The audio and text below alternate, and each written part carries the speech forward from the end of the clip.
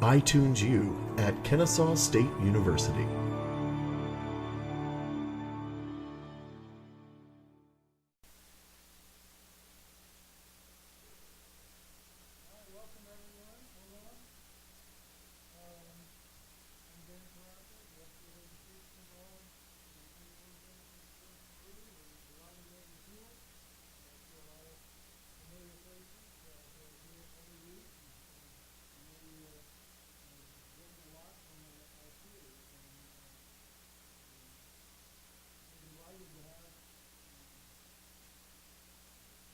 Alvaro Torres-Calderon here with us today. He will be coming from North Carolina University.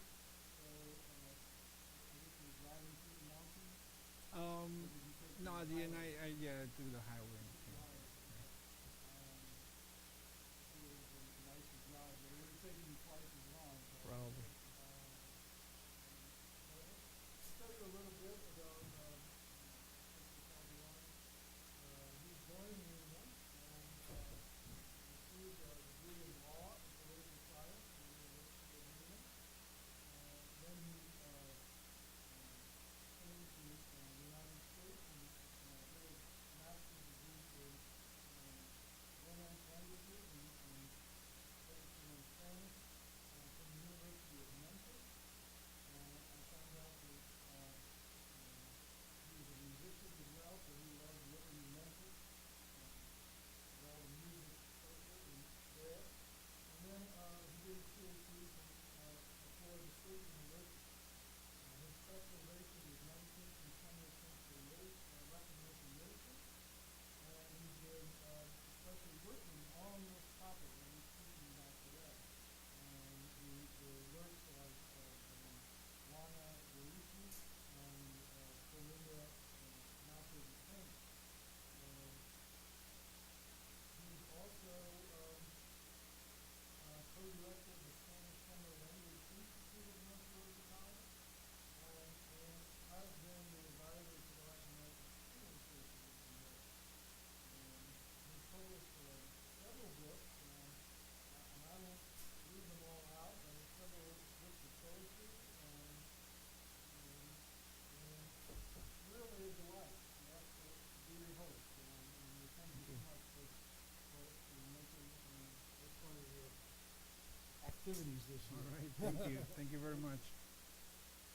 Well, thank you for this opportunity to be here and share a little of these important writers in South America, especially these years in Peru. They had many conferences about Juana Manuela Gorriti, Clorinda Matto de Turner, not just only them, but Mercedes Cabello de Carbonera, and many women writers from Peru, Chile, Argentina, Mexico, who had something else to say during the 19th century, the building of the nation, independent nations of Latin America.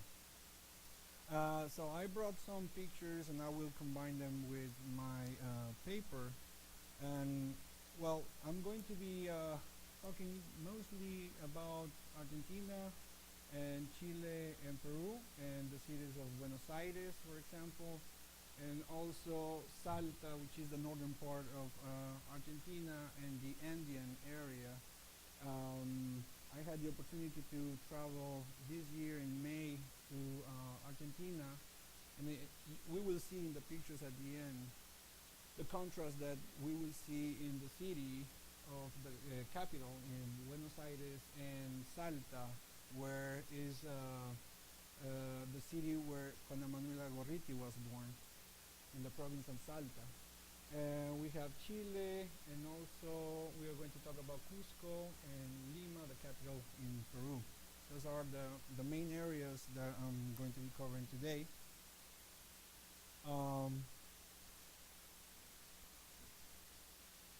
So we see at the very top the city of Salta, and she actually was born near Salta, in Orcones.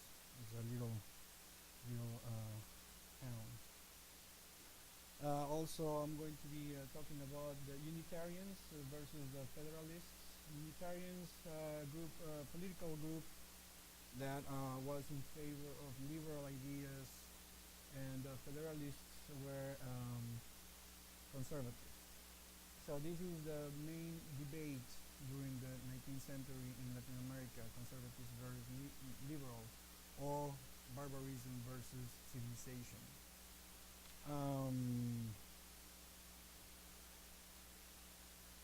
Juan Manuel de Rosas, also, who's a general who fought for independence in Argentina, but also he was a dictator between 1831 till 1852.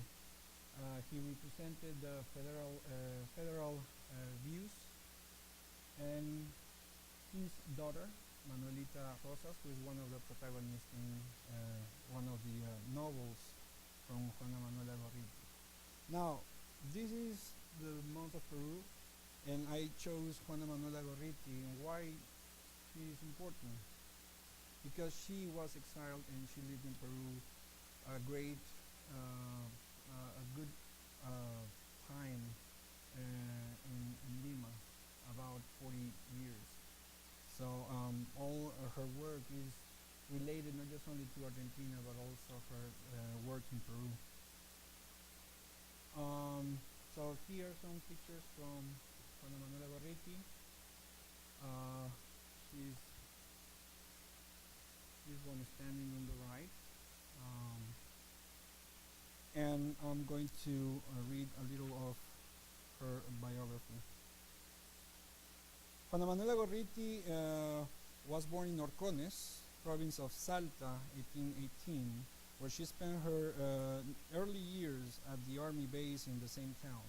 Her father, Jose Ignacio Gorriti, was a commanding officer who fought during the battles of independence from Spain, and afterwards he became a governor of Salta and an office with Unitarian liberal ideas.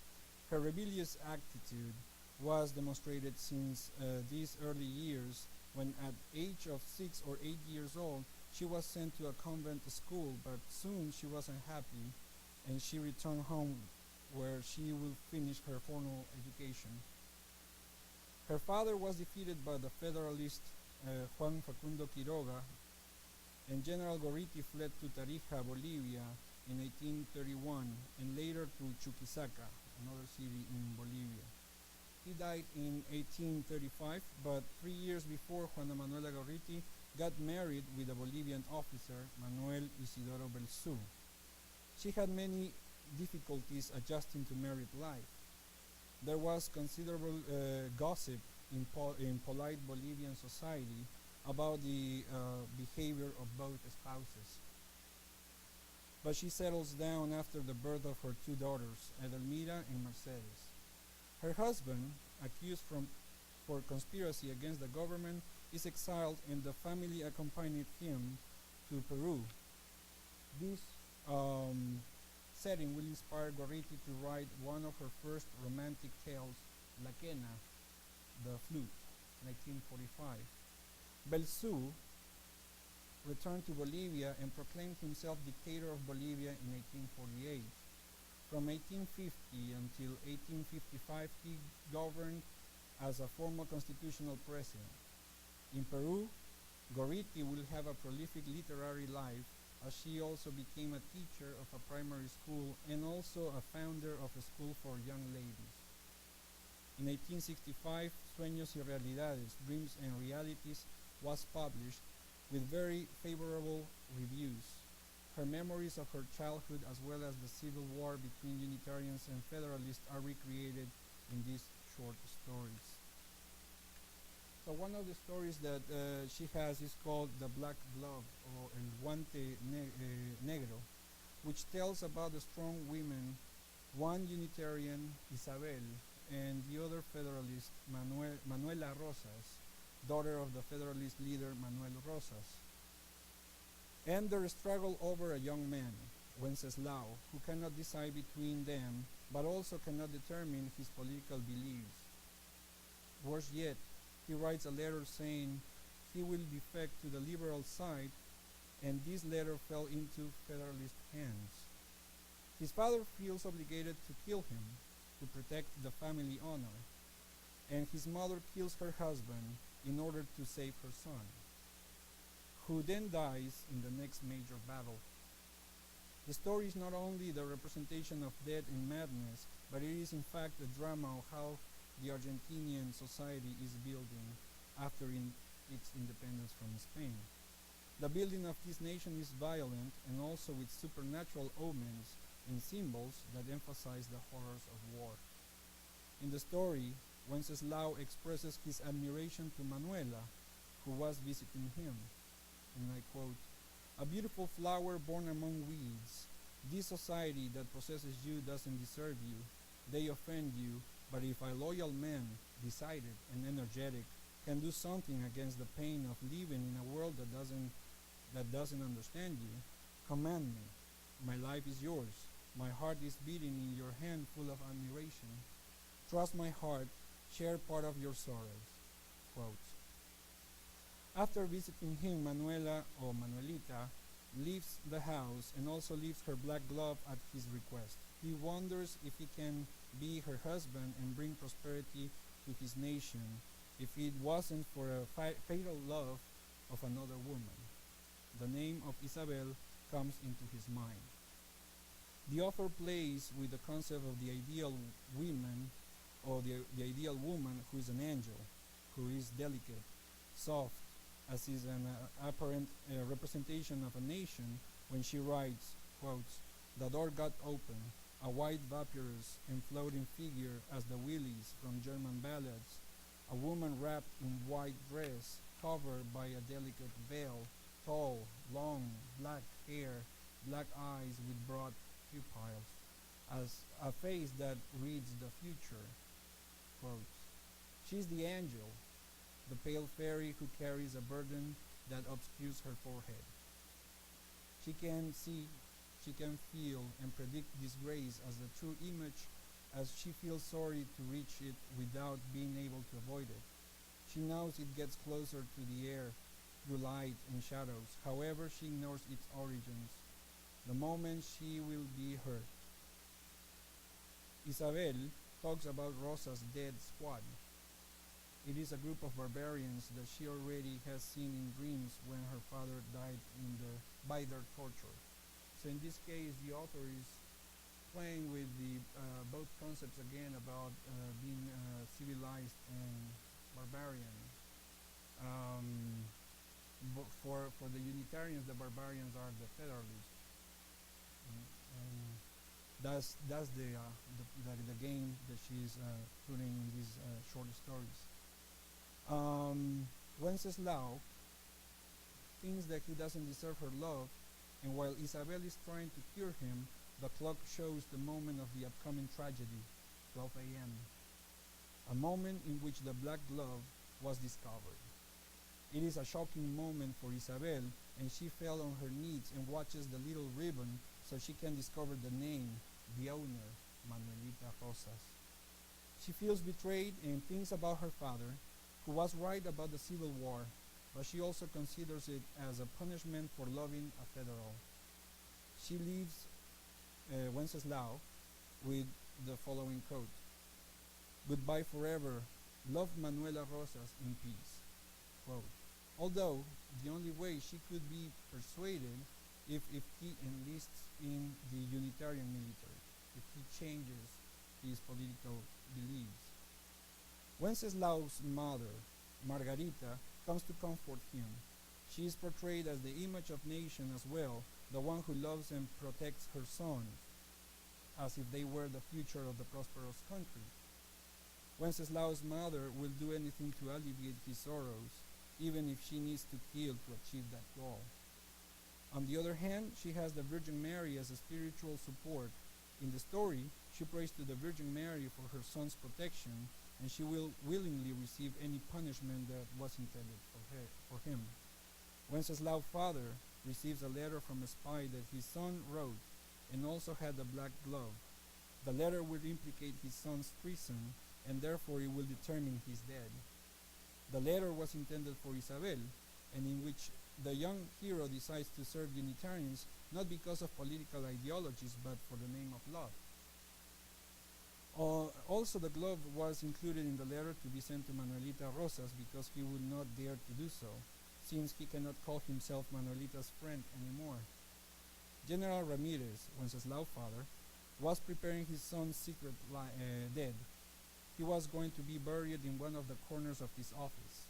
The mother, hidden in the office, was able to witness these arrangements and then kills General Ramirez, but also she dies. Wenceslao has three deep sorrows to bear: his father, his mother, and the promise to forget his love Isabel. He went to Quebracho Alto, is another town in the north, to defeat the Unitarian troops, and after the battle and Federalist success, there is a silence. The silence of death that combined with the breeze and aroma of the neighboring forest give a scenario of a dream followed by the lament of Coyuyo. Coyuyo is a cicada, the son of the cicada, but also reflects the deep silence of the heroes that reveals the tragic reality of a civil war in the formation of this nation, the identity, and its progress. Juana Manuela mixes the reality of Manuel Rosas' regime in Argentina, his executions and battles against Unitarians, but also the nonsensical death of warriors for his army in a war that doesn't have foundations. It is the death of many warriors, children, women, and elders. Argentinians, at the end, are part of this tragedy of building a nation in which women are protagonists.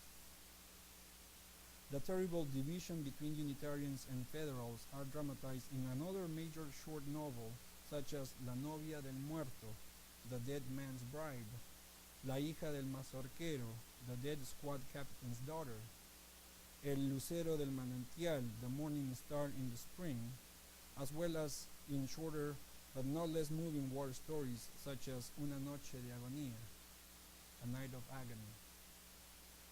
In La novia del muerto, for example, the story is of a doomed love represented. It is about the love between Horacio, a Unitarian war hero, and Vitali, the daughter of Federalists. As in other Gorriti novels, the color of black and white symbolize the opposition of social forces. His black helmet and her white veil can never be joined without conflict. The couple meets at church during Mass, but even this neutral ground was impossible due to a corrupted priest and the chaos of war, when crowds burst into the church screaming that Federals are coming. When she discovers that, instead of consummating her love with Horacio, she has actually been raped by the priest after Horacio's death, and Vital retreats into permanent dementia. It is possible that she believes that it is Horacio's ghost, the one who appeared to her, and that her madness is due to her grief. Women characters in other two stories, La hija del mazorquero y El lucero del manantial, have the same misfortunes in their opposition to the horrors of war and violence.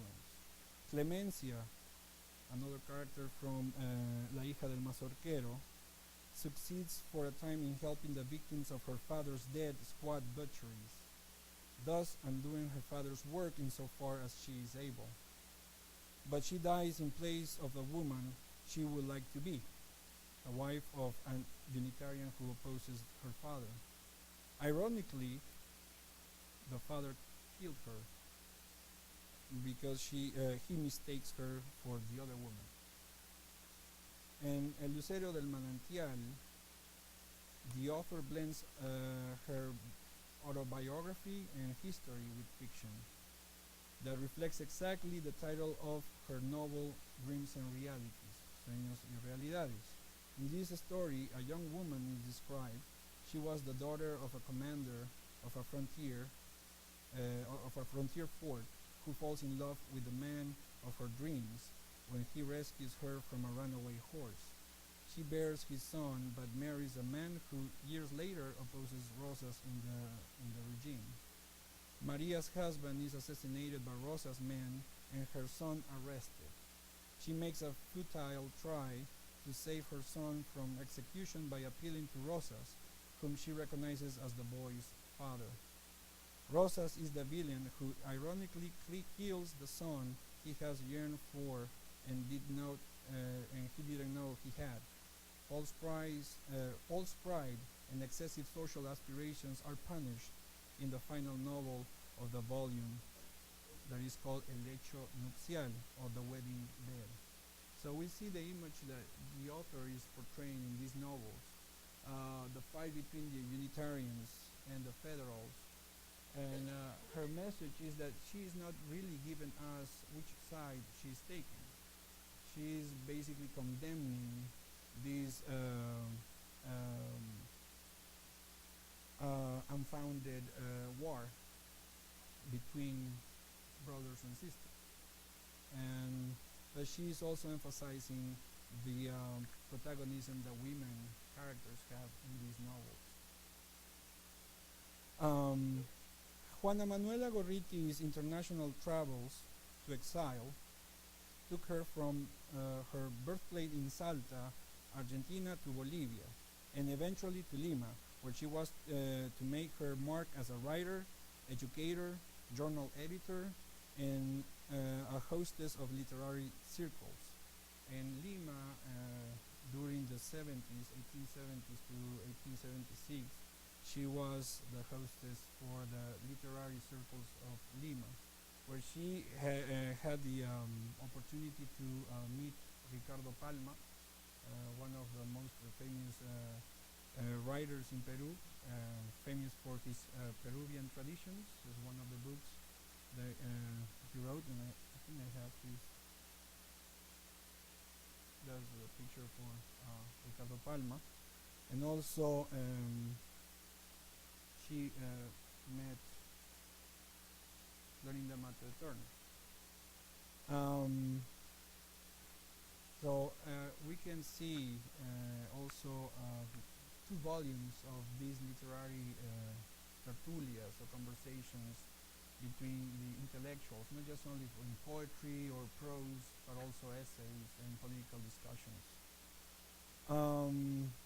One of Gorriti's mentees and colleagues during her life in Peru was Clorinda Matto de Turner.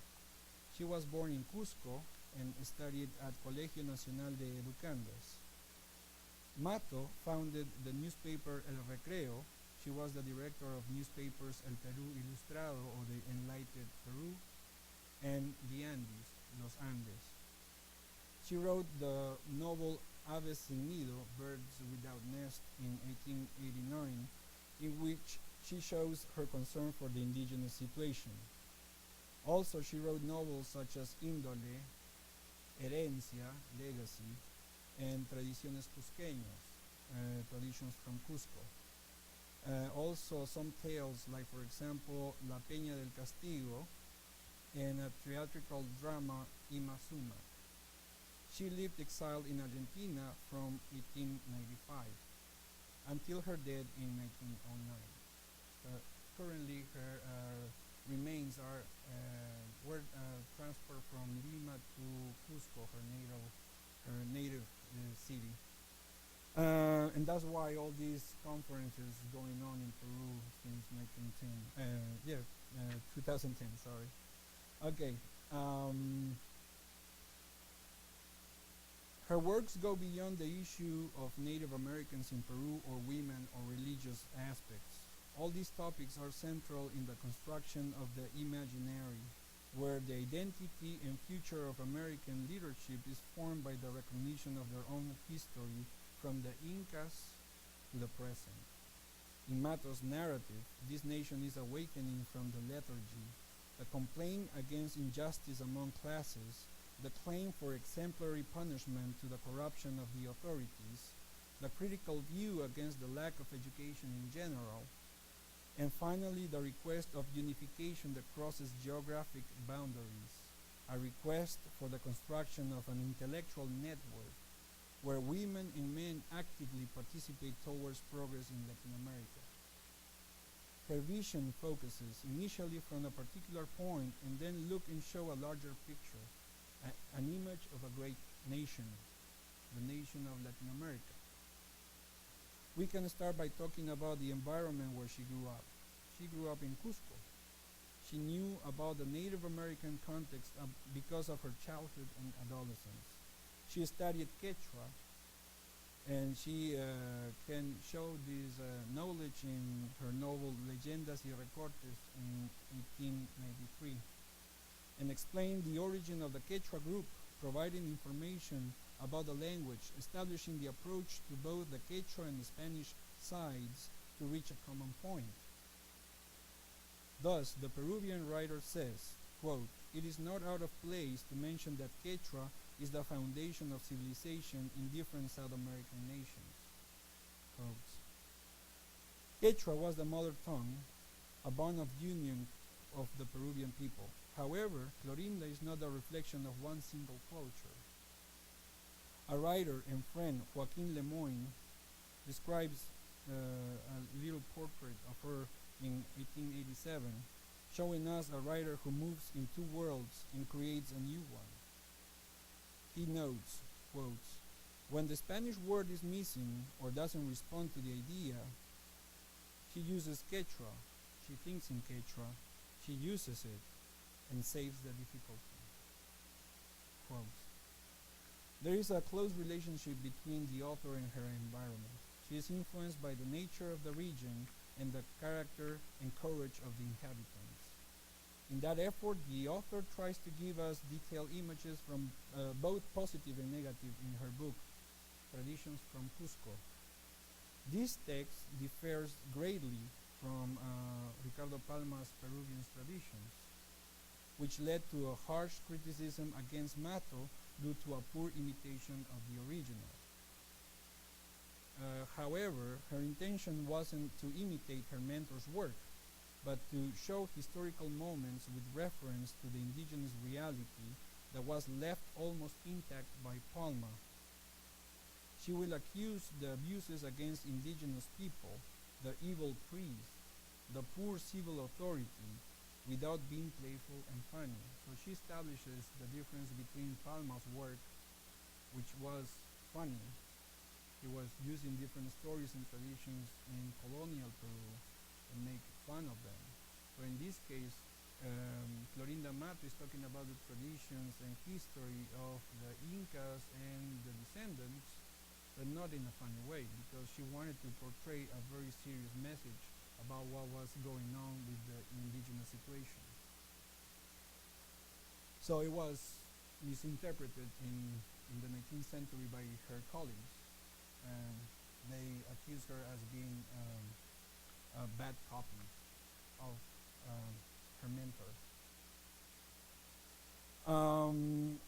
In Ave Sin Nido, the famous novel, she gets the courage to write in her preface, and I quote, "I love the Indian race with tender love, for the same that I have observed the habits closely, charming and simple, and for the abjection to which they are submitted by those village bosses, whose names, if changed, will not degenerate even the epithet of tyrants."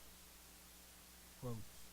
It is in the introduction of her book in which she provides the crucial aspect of her initial narrative and also serves as new footprint in the development of Peruvian novel.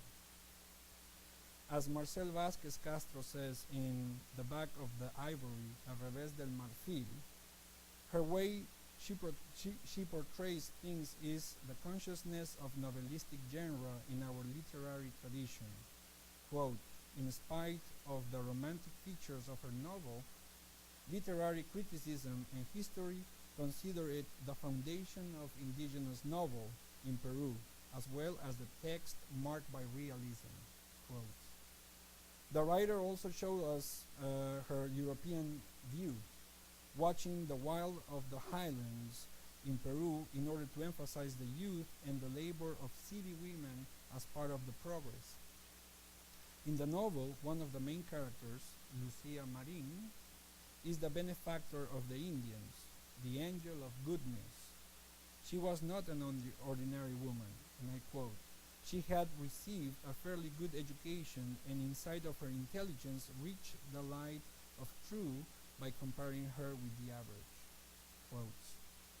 Her husband, Fernando, is distinguished man in the social circles of Lima, and his image revealed the righteous man, shown on a larger scale as prudent and as wise. Quote, Matto embodies her vision by merging the two elements and thus creating a hybrid space. Through this approach, she seeks to eliminate barriers and contribute to regional development. It was a desire that, unfortunately, she didn't get to see when she died. The author also presents the idealization of the Amerindian, or Native American, a crying indigenous image, showing what Ana Pelufo, is another Argentinian critic about Clorinda's work, she calls indigenismo sentimental, sentimental indigenism. There is a reason that justifies this fact. The purpose of Matto is to emphasize and sentimentalize the situation she sees and lives, unlike other intellectuals of her time who covers the discourse of the indigenous people in an objective manner, but lacking in sensitivity. Matto can enter this space and understands them, although she will not be able to completely develop the specific vision of the indigenous beliefs, as it will be done later in the 20th century by José María Arguedas. Matto is a pioneer in this regard and redefines the figure of the Indian, mainly to attack the church and the Andean authorities, but also she reflects on the marginality of the female subject at the time of the Republic. In summary, her initial work could be considered as feminism disguised by indigenism, where women give voice to the Indian problem, but also they join forces to fight a common enemy, which is the segregating patriarchy. It is therefore what Ángela Rama proposed in La Ciudad Letrada, the Enlightened City, the figure of the intellectual through education and the use of words as weapons that gives representation to a marginalized group. The assumption of financial obligations after the death of her husband, Joseph Matto, leaves Clorinda in a situation of poverty, and therefore she needs to come out from the private sphere or area to find a way to survive in the public area, which even liberal culture was not fully accepting. And this is again the debate in Peru, not in Argentina, but in this case in Peru, where liberal and conservatives are trying to dispute women participation according to their conveniences. In this case, liberals are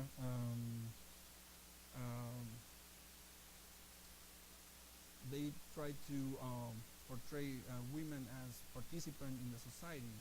However, they put some limitations, and the limitations that they shouldn't participate in politics, which is kind of ironic. She was actually a director of a newspaper where she published many articles that were related to the politics in Peru. So she was participating somehow directly, not directly in the Congress, but she was participating in the political life of Peru.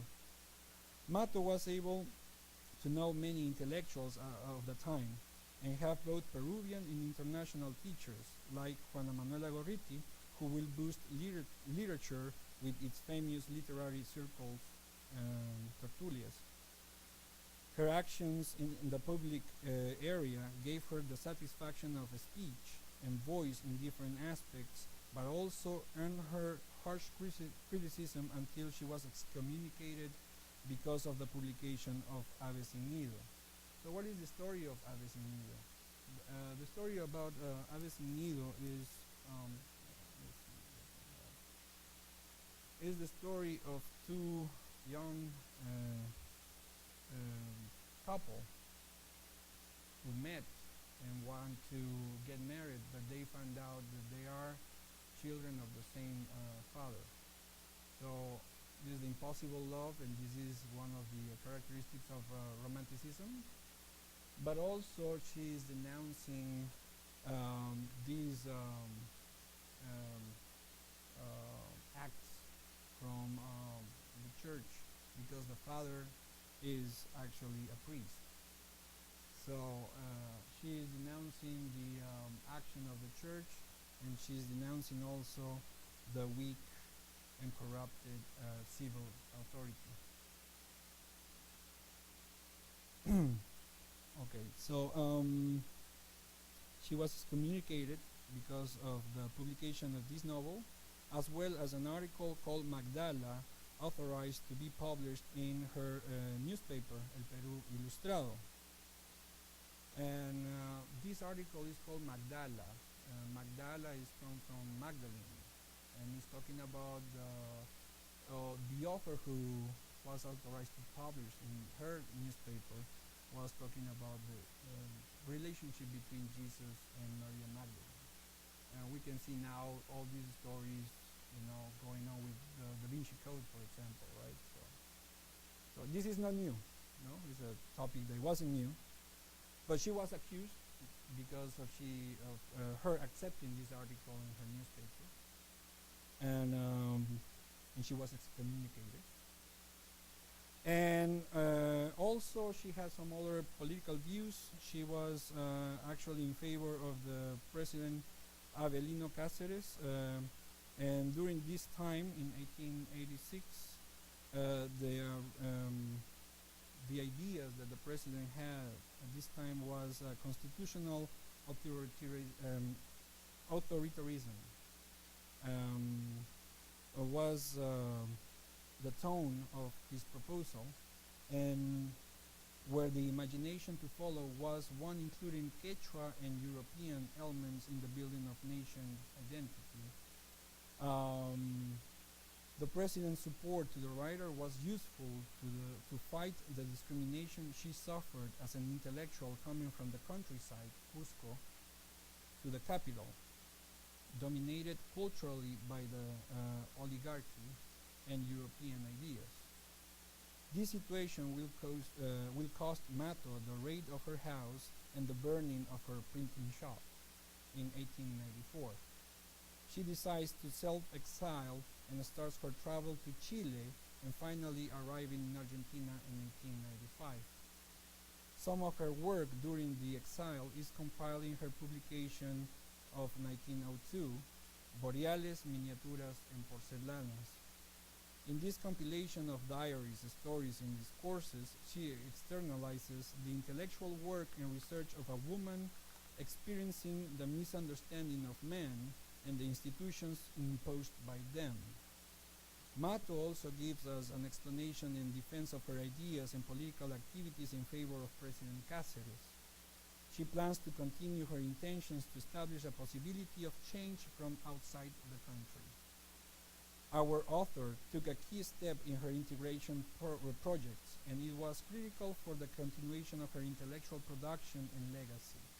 During her exile, when she was in Chile, the newspaper La Lealtad on April 27, 1895, not only appreciates the visit of this important intellectual, but speaks of the factors that led to her departure from Peru. In her notes, Matto admires the work of Chilean women and thus recorded in the following quotation: "Women are protected in their work with preference to men. Cable cars have women working, and public and private offices hire them with no prejudice." And she was surprised of seeing this in Chilean society in contrast with what was happening in Peru. The writer finally came to Argentina. She anxiously waited for this moment when she says that our dream, cherished since childhood, came true, to visit the homeland of our grandfather, Don Juan José Usandivaras, the home of Juana Manuela Gorriti. Yeah, actually, her mother was Argentinian descent, so that's why visiting Argentina or being exiled in Argentina had a very direct connections with her. She doesn't hide her admiration for the people that is characterized by struggle and resistance, the place where freedom comes, assuming that General José de San Martín began the mission of liberation from Argentina in 1810. Thus, she ends the narration of her journey with expected happiness by recording the following: Buenos Aires, to you who keep liberty crowned with roses, not withered by the northern lights, to thee who exalts the work in the temple of virtue, to thee that encourages patriotism with models of our adults. In the stage of this journey, I salute you. Quotes. Clorinda adapted very well to Buenos Aires society and frequented literary circles, the Ateneo, the Ibero-American Union, and she even was a professor in the Business School of Women at the Teachers College in Buenos Aires. She gave speeches in various centers in Buenos Aires, presenting her ideology in this society during the early 20th century. She names outstanding women in the intellectual field, such as Argentine Juana Manuela Gorriti and other names of intellectual women in the provinces of Argentina. And I quote, which today form the Legion of Honor in the homeland of Alberti and Sarmiento, with the peculiarity that most of them are from provinces, very few of the greater Buenos Aires, properly called the New York of the South. Quotes. For Matto, the main issue is for women to become active in the society, and to achieve that goal will require education. She became the intellectual worker who unveiled her voice, and as indicated by Mariciela Melendez, quote, because of instability and threat that accompanied such visibility of women, their positions could not be separated from the issue of the domestic. It worked to reformulate the position of women not only as a guide to their children, but as active and thinking being in the society, as a partner and not as a subordinate, a subject and not an object. As her Peruvian contemporary Jaimes Freire Carolina, intellectual work makes women stronger in domestic ones. Her speech represents a broader ideology and transcends geographical boundaries. This discourse is called Obreras del Pensamiento, intellectual workers, read by the author in December 14, 1895 at the Ateneo of Buenos Aires. And this is a very important document because in this discourse she names a long list of intellectual women, not just only in Argentina, but also in Chile, Peru, Central America, Mexico. So she is actually giving a lot of names that right now academics are trying to get more information about. So it's hard to find, really, it's hard to find all these names, all the works that all these women did during her time. But she is giving us the name of this network that she was talking about. In Argentina, the Andean novelist sees a bigger nation influenced by the past history of the Incas and the united late Latin American nations dreamed by Simón Bolívar. She says in her speech in 1899 at the Women's School of Business, quotation, I do not feel like a stranger among you.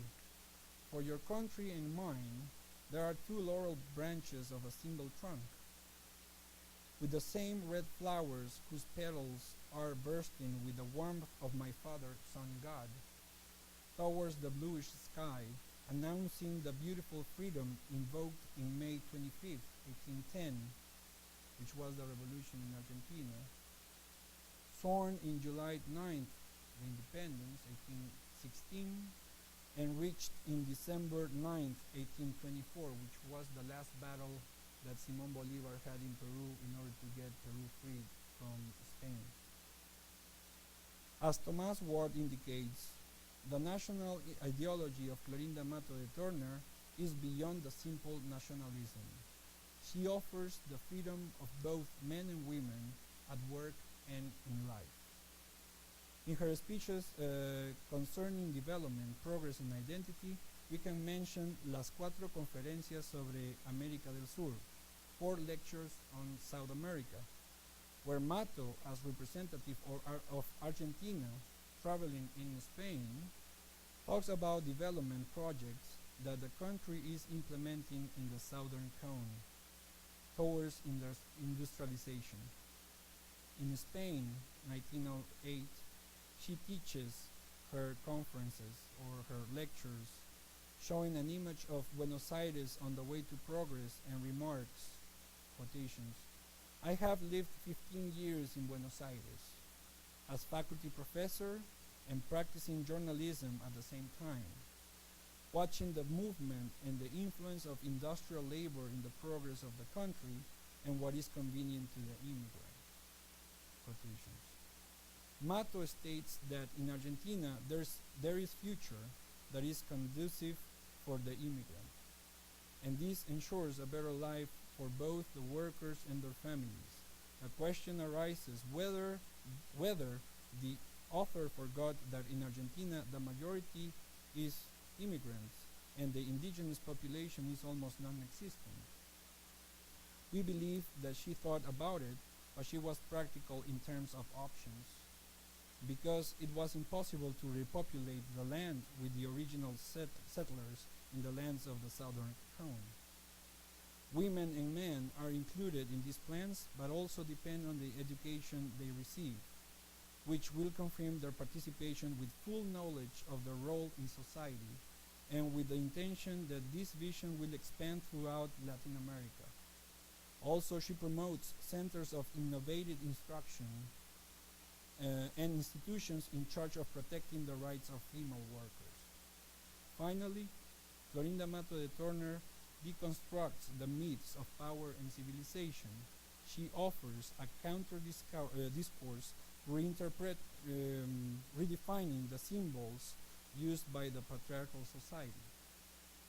She changes from specific aspects concerning the Amerindian to the role of women in Latin American society, and conclusively to a redefinition of progress including both women and men towards the construction of an integrated and diverse supernation, Latin America. As part of the paper, finished with the paper, but that's the message that she portrays.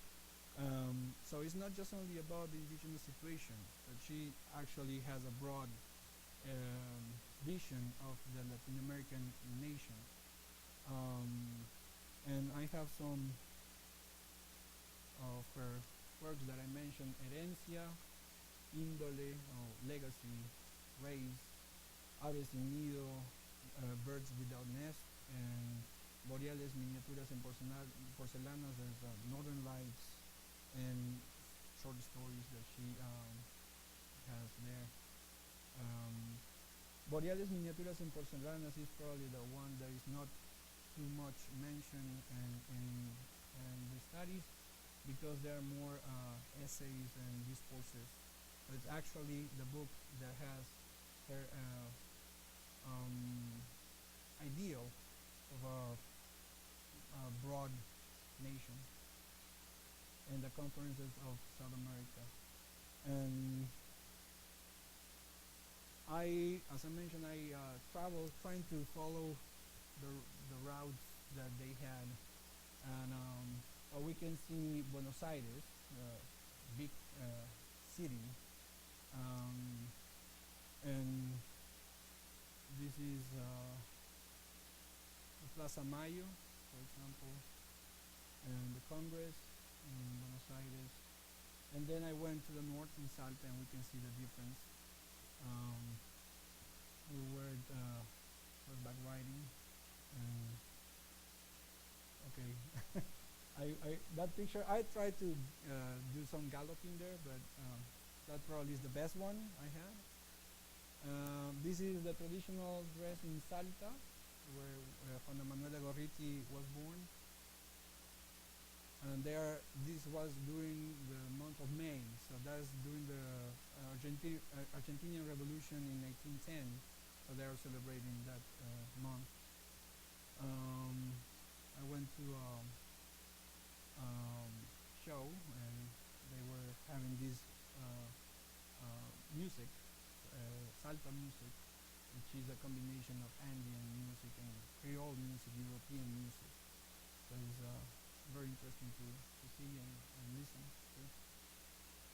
This is in the northern part of Argentina. This is in Humahuaca. It's another city. This is in Calchi, and I was interested because there were some students with laptops working there, and they were doing a project. And actually, these laptops were given by the government, so they use it for the period they are studying, and then they return it.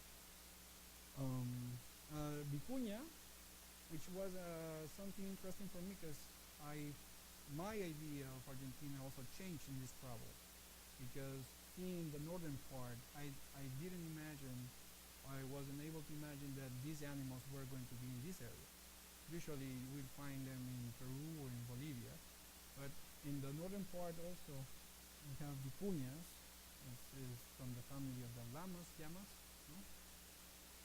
Big cactus park, and actually they are giant. I'm probably fourth of that in size.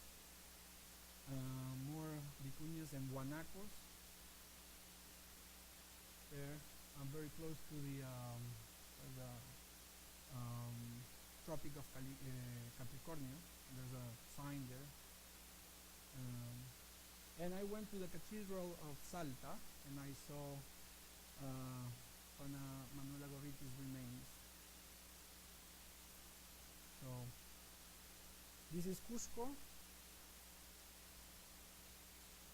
This is a beautiful image. It looks like a painting, but it's not. It's actually a window. You can see through. Some of the streets in Cusco. This is the famous stone of the 12 angles in the city of Cusco. More pictures. This is something impressive. It's near by Machu Picchu. This is Machu Picchu. And this is a little girl who was in the entrance of Sacsayhuamán, and she was a very interesting girl, another kid. And me. Okay, there. All right. Thank you. Do you have any questions? Yes.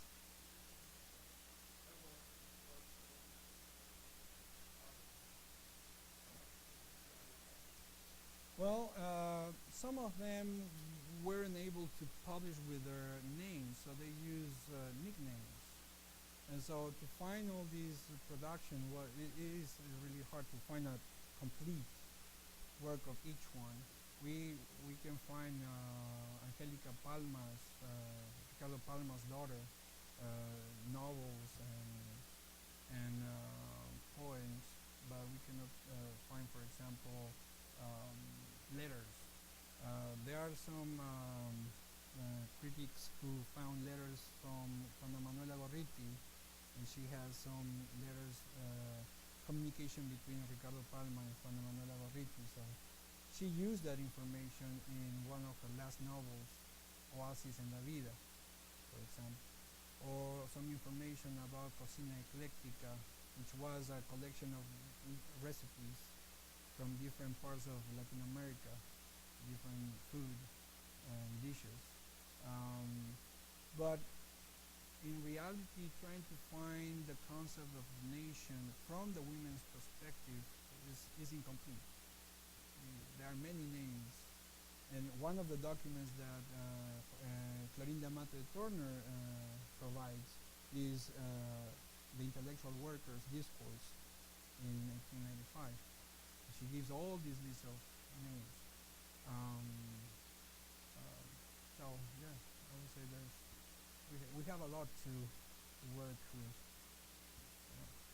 Any other questions?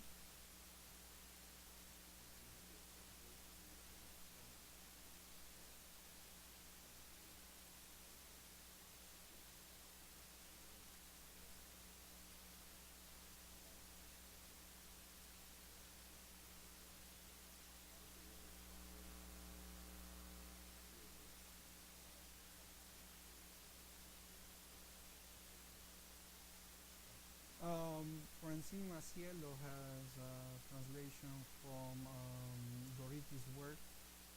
There's translations for Clorinda de Matto work from Thomas Ward, another critic who translated some of her work. And your first question was about?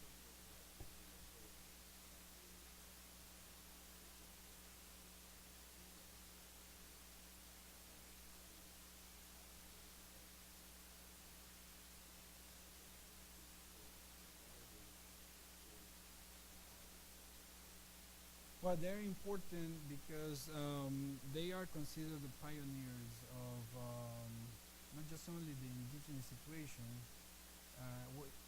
that is going to develop later in the 20th century with all these protests and manifestations, but they weren't actually agreeing on that.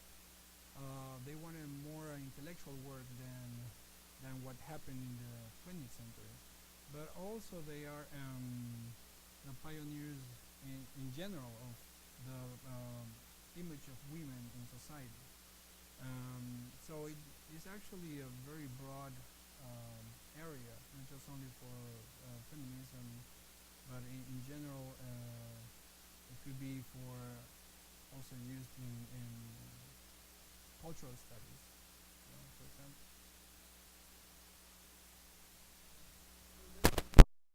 In exile in each other's country. Right. So how much were they Together? Yeah.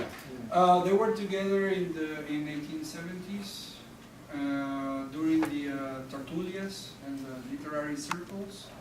Actually, she took Clorinda took over when Manuela Gorriti leaves, because she leaves in 1876. She needs to come back to Argentina to receive a pension for being a daughter of her father was a revolutionary. So she had, by law, a right to receive a pension from what his father did. He was a veteran of war, so she needed to go to Argentina. So Clorinda was the one who continued the literary circles in Peru. So they met there. And the last time they saw each other was in Argentina. Well, she went to the funeral of Manuela Gorriti. She died in 1896, a year after she arrived to Argentina. Clorinda arrived to Argentina for exile. So they saw in a good period of time during the 70s, and then they lost kind of contact. Yes? I have a question about this possible connection. I'm wondering with the sort of early feminism in these two writers, if there's any evidence that they were read by figures like Maria Luisa Bombal, for example. Do we know if there's a connection between her as female writer in Chile and these two? Probably there's a connection. I probably need to look into it. Certainly there was a connection with the other intellectuals at that time, Manuel González Prada, for example, or José Carlos Mariátegui.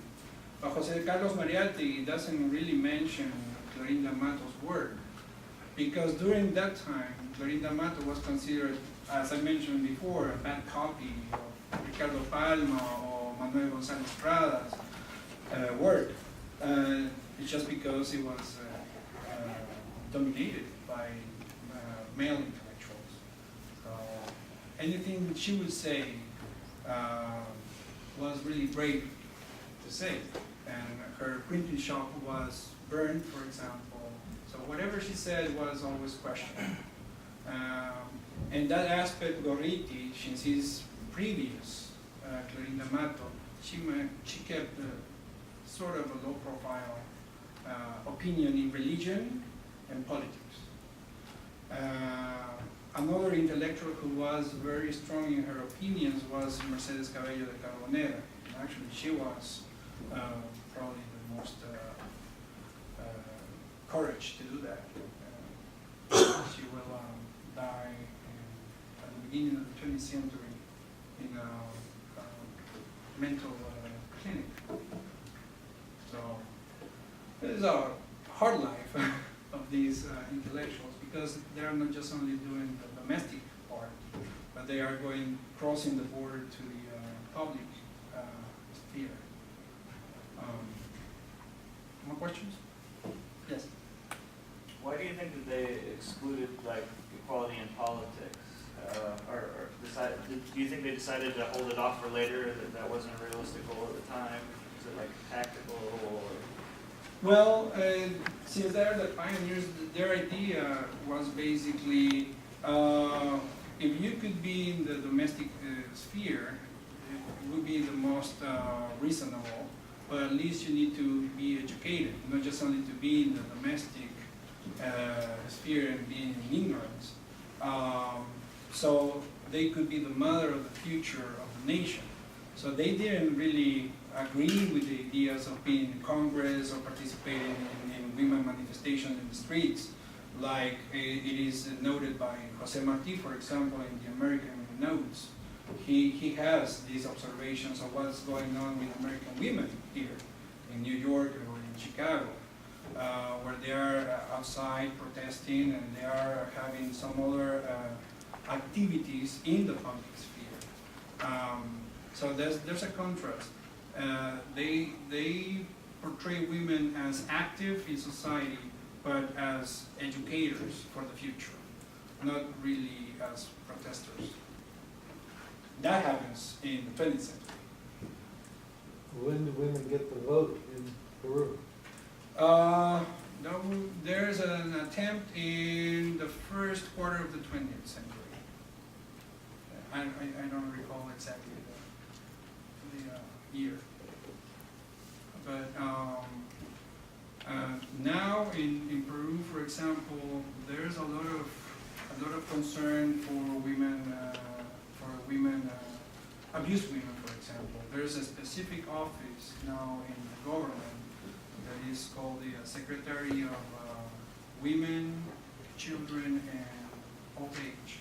So I think it's paying attention after 100 years, you know. But seems that is working.